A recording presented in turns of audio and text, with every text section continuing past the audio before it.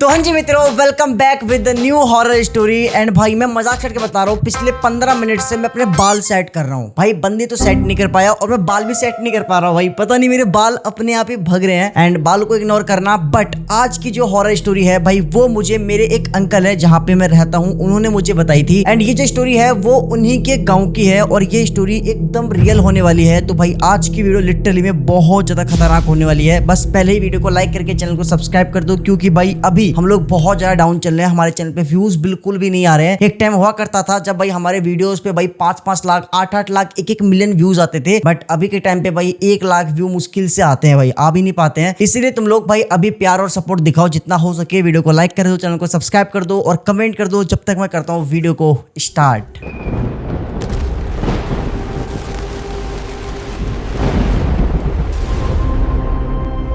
तो ये story UP के एक गांव की है एंड जिस गांव की ये स्टोरी है मैं तुम्हें उस गांव का नाम नहीं बता सकता हूँ, क्योंकि भाई वो गांव ना आज के टाइम पे बहुत ज्यादा डेवलप्ड हो गया है। एंड भाई जैसे मैं तुमको थोड़ा बहुत भी हिंट दूंगा तो भाई तुम लोग समझ जाओगे कि मैं किस गाँव की बात कर रहा हूँ। एंड भाई जिसकी ये स्टोरी है भाई वो ना आज के टाइम पे उस गाँव का सरपंच है। तो भाई इसलिए मुझे मना किया गया है इस गाँव का नाम लेने के लिए। तो यूपी के एक गाँव में चौधरी जी नाम के एक जमींदार हुआ करते थे। एंड भाई जो चौधरी जी थे भाई उनके पास ना उस गाँव में सबसे ज्यादा पैसा था। उनके पास उस गाँव में सबसे ज्यादा जमीनें थी। भाई लिटरली में वो बहुत ज्यादा अमीर थे, करोड़ों के मालिक थे। एंड चौधरी जी जो थे उनकी ना एक जमीन थी रोड के जस्ट बगल में, करीबन 3.5 कट्ठा के आसपास। एंड भाई वो जो जमीन थी ना, उस जमीन के बिल्कुल बीचों बीच एक बहुत बड़ा बरगद का पेड़ था। उस बरगद के पेड़ के ऊपर लिटरली में बहुत सारे हजारों में भाई लत्तियां लटकी हुई थी। एंड वो पेड़ बहुत ज्यादा बड़ा था। वो पेड़ इतना ज्यादा बड़ा था कि भाई उस पेड़ की जो जड़ थी लिटरली में आसपास के एरिया में पूरी फैली हुई थी। आसपास के एरिया को जकड़ के रखा हुआ था मिट्टी को उस पेड़ की जड़ ने। एंड भाई तुम इस बात का अंदाजा लगा सकते हो, वो बरगद का पेड़ इतना ज्यादा बड़ा था कि भाई दिन के टाइम में भी ना उस बरगद के पेड़ के नीचे अंधेरा रहता था। एंड वो बरगद का पेड़ भाई सालों बहुत साल पुराना बरगद का पेड़ था। एंड वो जो बरगद का पेड़ था, उस बरगद के पेड़ को ना उस गांव वाले हॉन्टेड मानते थे, क्योंकि उस गांव के बहुत सारे बच्चे उस बरगद के पेड़ से गिर के मर गए थे। एंड उस गांव के बहुत सारे लोगों ने उस बरगद के पेड़ से लटक के अपनी खुद की जान ले ली थी। एंड इसलिए उस बरगद के पेड़ को हॉन्टेड माना जाता था। एंड उस गांव के बहुत सारे लोगों ने रात के टाइम उस बरगद के पेड़ के ऊपर जितनी भी टहनियां है ना, उस टहनियों के ऊपर व्हाइट कलर की फिगर में बहुत सारे, एक दो नहीं बहुत सारे फिगर को बैठे हुए देखा था। जैसे मानो कि बहुत सारे एंटिटी है जो कि उस बरगद के पेड़ के ऊपर बैठी हुई है।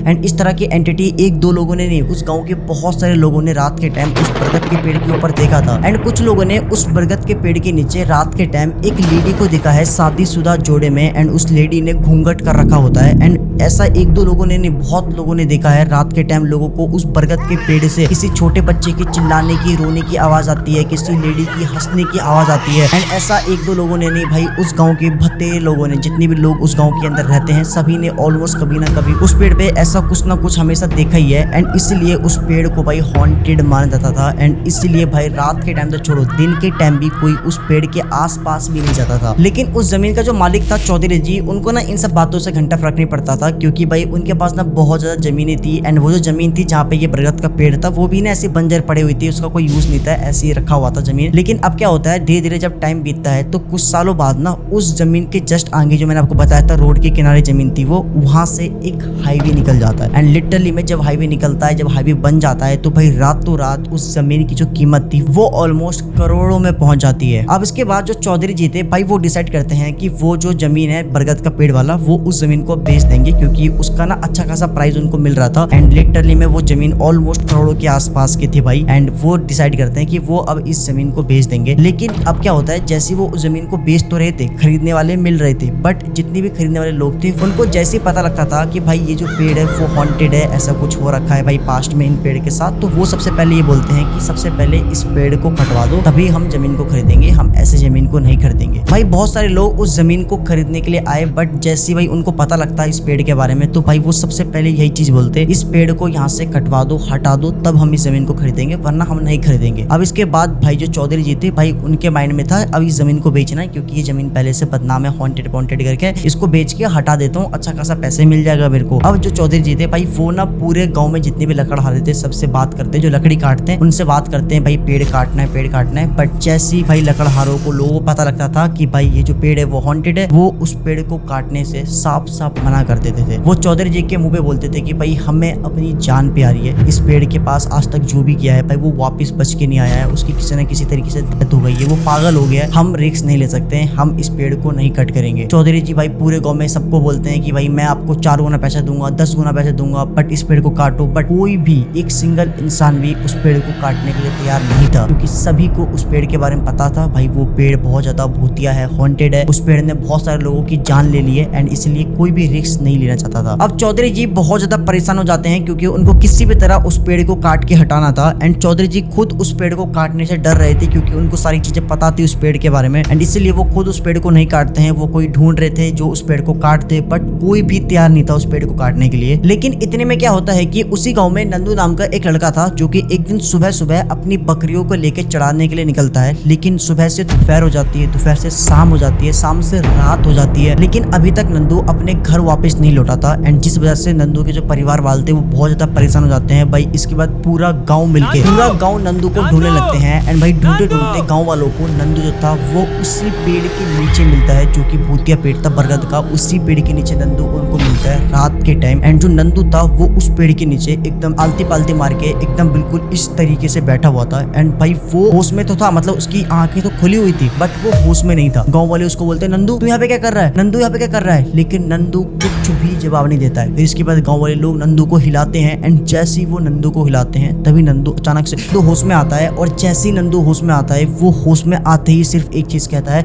कि वो लोग मुझे मार देंगे, वो लोग मुझे मार देंगे, वो लोग मुझे मार देंगे। गांव वाले लोग पूछते क्या हुआ, नंदू का जो भाई था वो पूछता है क्या हुआ, कौन मार देगा तुझे, कौन मार देगा। तभी नंदू बोलता है वो लोग मुझे मार देंगे, वो लोग मार देंगे, ये देखो वो पेड़ के ऊपर लटके पड़े हैं सारे लोग, ये सारे लोग मुझे मार देंगे। एंड जैसे ही गांव वाले ऊपर पेड़ की तरफ देखते हैं पेड़ पे कोई भी नहीं होता है, कोई भी उनको दिखता नहीं है। गांव वाले बोलते हैं कौन मार देगा तुझे, पेड़ पे तो कोई भी नहीं है। नंदू बोलता है नहीं नहीं पेड़ पे देखो ये सारे लोग लटके पड़े हैं, ये इतने सारे लोग लटके पड़े हैं, ये सारे लोग मुझे मार देंगे, ये मार देंगे मुझे। भाई नंदू सिर्फ यही कह रहा था कि वो लोग मुझे मार देंगे, ये पेड़ पे लटके हुए हैं कोई, भाई मुझे मार देंगे मार देंगे, बट पेड़ पे कोई भी लटका हुआ नहीं था। भाई जो भी था वो सिर्फ नंदू को दिखाई दे रहा था, गाँव वाले में किसी को भी कुछ दिखाई नहीं दे रहा था उस पेड़ पे। इसके बाद गाँव वाले भाई नंदू को उठाकर घर पे लेके आते हैं एंड गाँव वाले समझ जाते हैं कि भाई इसके साथ कुछ ना कुछ तो बहुत बुरा हुआ है, क्योंकि भाई वो जो पेड़ था पहले से बदनाम था, बरगद का पेड़ भाई वो पहले से हॉन्टेड माना जाता था एंड भाई उसी पेड़ के नीचे नंदू मिला है एंड भाई वो अब ऐसी हरकतें कर रहा है। अब इसके बाद क्या होता है, जो नंदू था उसकी ना अगले दिन और भी ज्यादा तबियत खराब हो जाती है, वो मतलब बहुत एकदम साइलेंट सा हो जाता है, कुछ बोलता नहीं है, कुछ खाता पीता नहीं है, इन सब कुछ छोड़ देता है खाना पीना एंड उसके जस्ट अगले दिन नंदू की मिस्टीरियस तरीके से अपने आप ही मौत हो जाती है। एंड भाई जैसे ही उसको हॉस्पिटल लेके जाते हैं तो डॉक्टर के थ्रू पता लगता है कि उसको अटैक आया था एंड लिटरली में जो नंदू था भाई वो 17 से 18 साल का बच्चा था एंड 18 साल के बच्चे को अटैक कैसे आ सकता है, भाई किसी को भी कुछ समझ में नहीं आता है। सभी लोग समझ जाते हैं कि भाई उसी पेड़ ने भाई नंदू की जान ले ली है एंड भाई इसके बाद तो वो पेड़ और भी ज्यादा बदनाम हो जाता है, उस पेड़ के आसपास भी जाने से लोग डरने लगते हैं एंड भाई नंदू के मरे हुए सिर्फ 1-2 दिन ही हुए थे कि तभी क्या होता है कि उसी गाँव का एक लड़का था मात्र 21 साल का था एंड उसने उसी पेड़ पे लटक के अपनी जान ली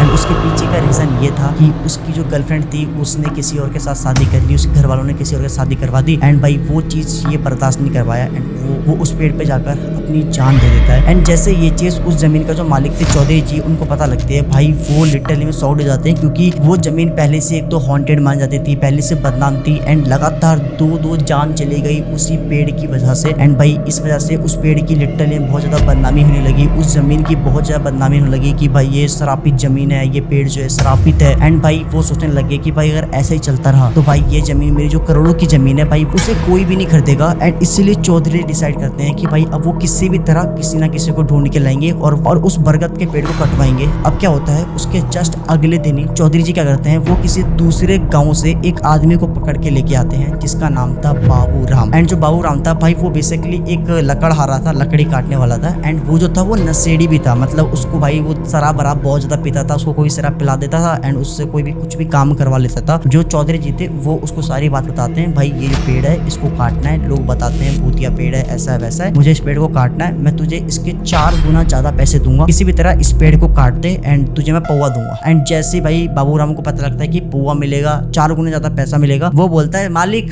काम हो जाएगा, टेंशन मत लो। एंड अब क्या होता है, जिस दिन बाबूराम उस पेड़ को काटने वाला था उसी दिन सुबह सुबह जो चौधरी जी थे वो क्या करते हैं, बाबू राम को भर पेट दारू पिला देता है, एकदम टंच कर देता है, ताकि भाई गांव वाले लोग उसे बोले पेड़ मत काटने के लिए, तो भाई वो किसी की बात सुने ना, दारू के नशे में सबकी ऐसी तैसी फेर दे और पेड़ काट दे। अब भाई सुबह सुबह बाबू राम अपना दारू पी के एकदम टुल्ल हो रखा है एंड भाई वो अपना हथियार उठाता है, कुल्हाड़ी एंड जो लकड़ी काटने की मशीन होती है वो उठाता है एंड भाई वो सीधा उस पेड़ वाले जहाँ पे बरगद का पेड़ था वहाँ पे पहुंचता है। एंड जैसे ये चीज गाँव के लोगों को पता लगती है कि भाई बरगद का पेड़ कटने वाला है, चौधरी जी उस पेड़ को कटवा रहे हैं। एंड जैसे भाई ये बात गाँव के लोगों को पता लगता है, लिटरली में ऑलमोस्ट पूरा गाँव उस पेड़ के पास आकर खड़ा हो जाता है। एंड लिटरली में जब बाबू राव उस पेड़ को काटने के लिए तैयार कर रहा था, मतलब पेड़ को काटने जा रहा था, तभी अचानक से क्या होता है कि बहुत तेज की हवा चलने लगती है, बहुत तेज की हवा चलने लगती है। एंड जैसी हवा चलने लगती है भाई गांव के लोग भाई बाबू राव को समझाते हैं, इस पेड़ को मत काटो, ये भूतिया पेड़ है, इसने बहुत लोगों की जान ले ली है, अभी रिसेंटली 2 लोगों की ऑलरेडी अभी ये जान ले चुका है, तुम्हारी भी जान ले लेगा। एंड जैसे ये चीज बाबू राव को पता लगती है भाई वो हंसता है इन लोगों की बातों को सुन के। एंड वो दारू के नशे में था एकदम, मतलब झुनो के बोलता है कि अरे कुछ नहीं होता, भूत भूत। एंड भाई लिटरली में उस टाइम पे बहुत तेज की हवा चल रही थी, लिटरली में ऐसा चल रहा था कि आंधी चल रही है बहुत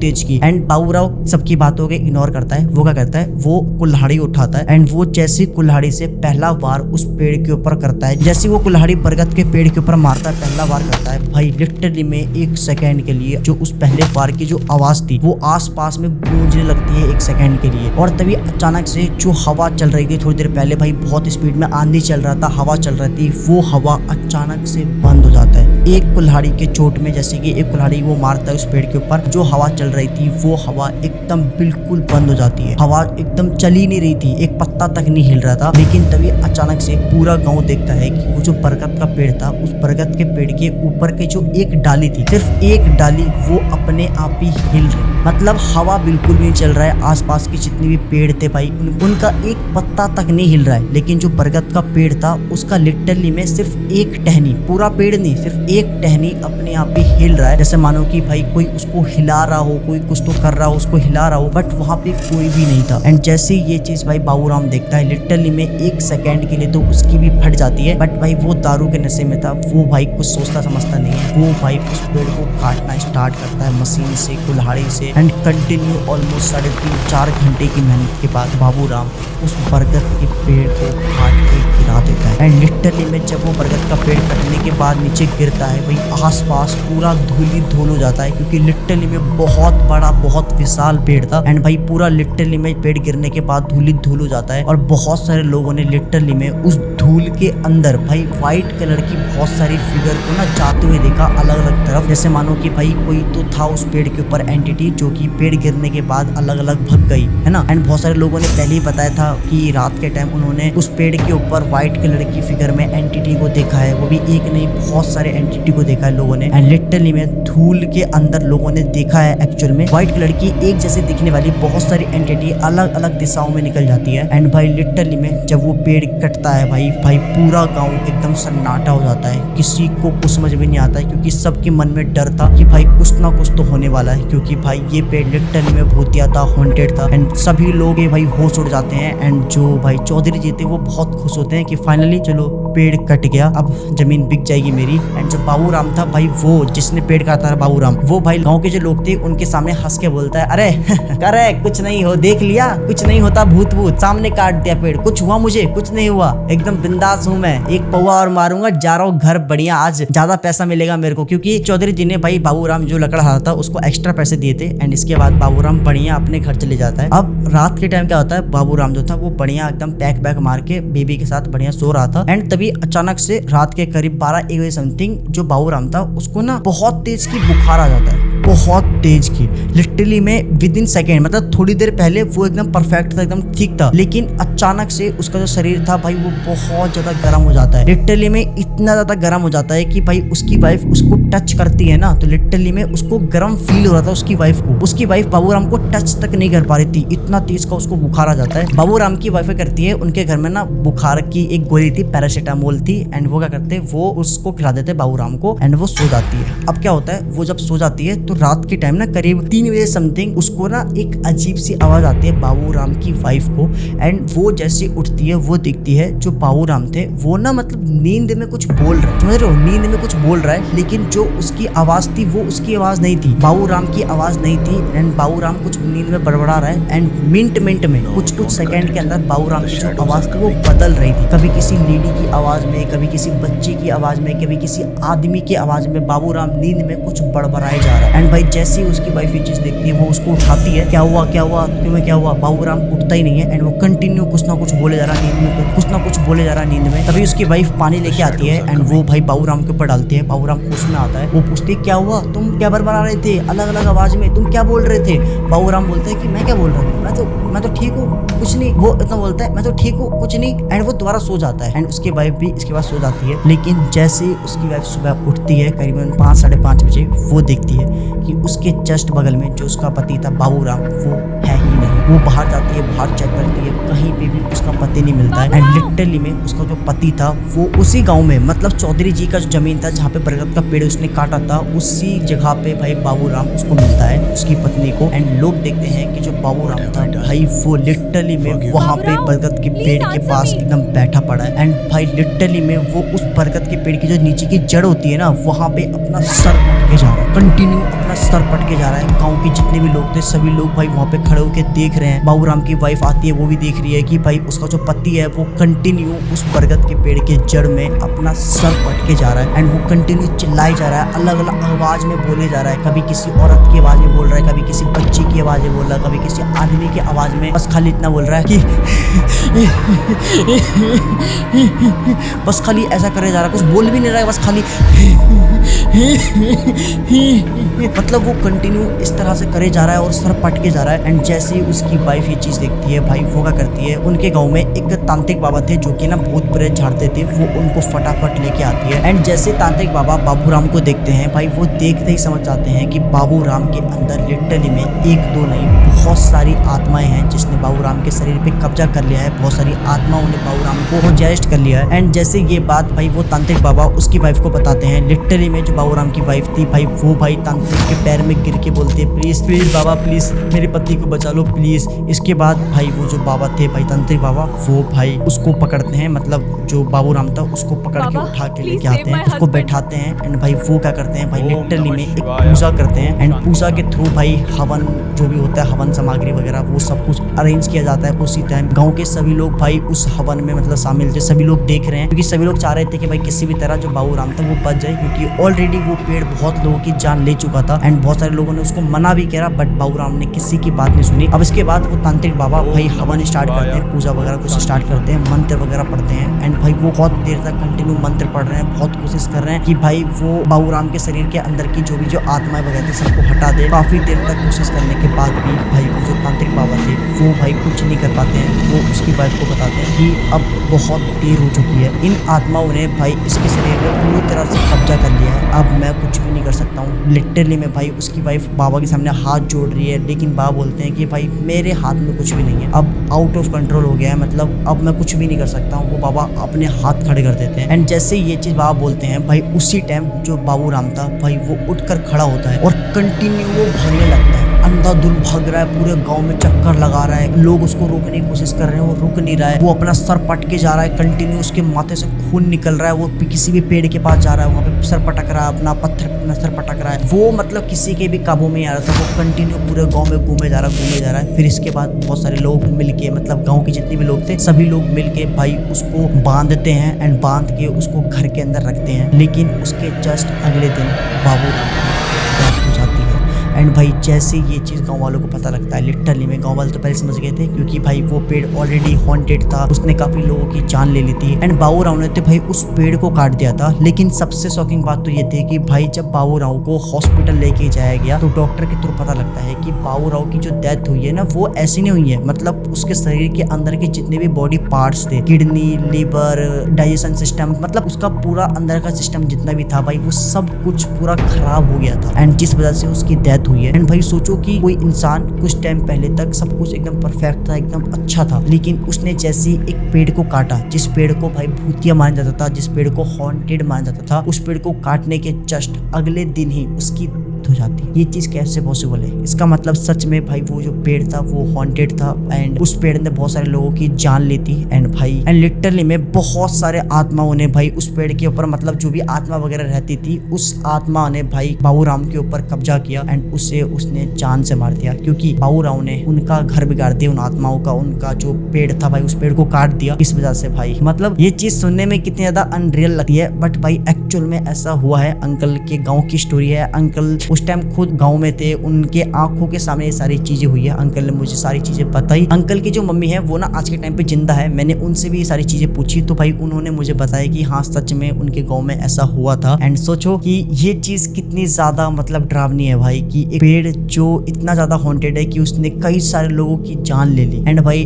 अंत में बाबूराव की भी जान चली गई, देख लो। बट पेड़ वगैरह तो नहीं काटना चाहिए भाई ना। एंड वो पेड़ सोचो सालों, कितने हजारों साल पुराना पेड़ था वो बरगद का पेड़, एंड उस पेड़ को काट दिया गया चंद पैसों के लिए। तो भाई ये चीज तो देखा जाए गलत है। एंड भाई लेकिन बाबूराव नहीं बचा, क्योंकि उन आत्माओं ने उस पेड़ पे, जितनी भी आत्माएं रहती थी, लोगों ने उस पेड़ के ऊपर जो भी देखा था कि भाई रात के टाइम बहुत सारे एंटिटी को, व्हाइट कलर की फिगर को टहनियों के ऊपर बैठा हुआ देखा है लोगों ने। एंड लिटरली में वो सारी आत्माएं थी और सोचो उन्हीं आत्माओं ने भाई बाबूराव के शरीर के ऊपर कब्जा किया एंड उसे जान से मार दिया। और ऐसे नहीं मारा, उसके बॉडी के अंदर जितने भी मतलब वो थे ना, क्या बोलते हैं, लंग्स वगैरह जितने बॉडी पार्ट थे सबको खराब कर दिया एंड उसकी अचानक से अपने आप ही डेथ हो जाती है। भाई साहब लिटरली में आज की स्टोरी बहुत ज्यादा डरावनी थी एंड भाई मेरी खुद फट रही है, तुम्हें यकीन नहीं होगा। मैं तुम्हें दिखा देता हूँ। अभी रात के 1:46 हो रहे हैं और रात के ऑलमोस्ट 2 बजने वाले हैं। तो गाइस ये थी अपनी आज की हॉरर स्टोरी। मेरी फट रही है बट कोई दिक्कत नहीं, मजा आया स्टोरी के अंदर। आई होप कि तुमको अच्छी लगी वीडियो। अच्छी लगी तो वीडियो को लाइक करके चैनल को सब्सक्राइब कर देना। मिलते हैं नेक्स्ट हॉरर स्टोरी में, नेक्स्ट वीडियो में। तब तक के लिए बाय बाय।